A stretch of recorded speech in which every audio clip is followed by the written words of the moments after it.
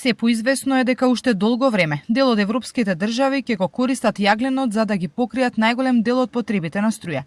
Иако во агендите и на развиените земји и во македонската има зацртани рокови кога треба да се искорени, европските познавачи на енергетиката тврдат дека тие се нереални.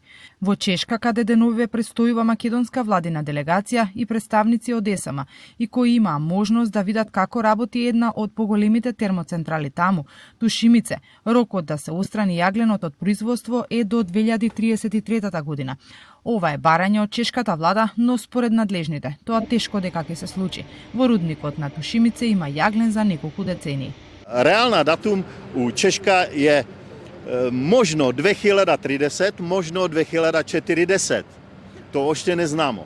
Ми имамо варијанте атомске термоелektrани, имамо две. Они планирају до 2033-35 године. То значи уште 10 години. Министерката за енергетика Божиновска вели дека ако тој процес во некои европски држави оди бавно, кај нас ќе биде уште потешко.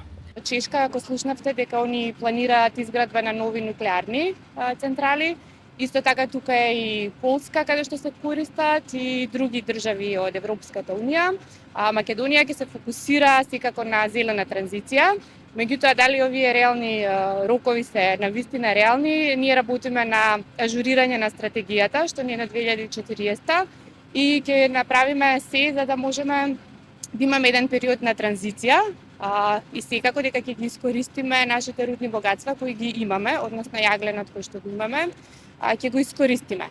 Дел од централите во Чешка имале проблем со големото присуство на сулфур во јагленот, па така централата Тушимице поради загадување била казнета од државата со 15 милиони евра, па за решавање на проблемот инвестирале 300 милиони евра во модернизација. Многу држави, меѓу кои Македонија, имаат интерес да градат и гасни централи, но рокот за да се дојде на ред и да се нарачаат гасни турбини во Европа е 6 години. Дека државите се уште се многу зависни од јаглен покажуваат и бројките. Во Чешка, 50% од вкупната потрошувачка на електрична енергија доаѓа токму од термоцентралите кои што работат на јаглен. Кај нас пак РЕК Битола покрива 70%. Од Чешка за Телма, Ирена Чачкова.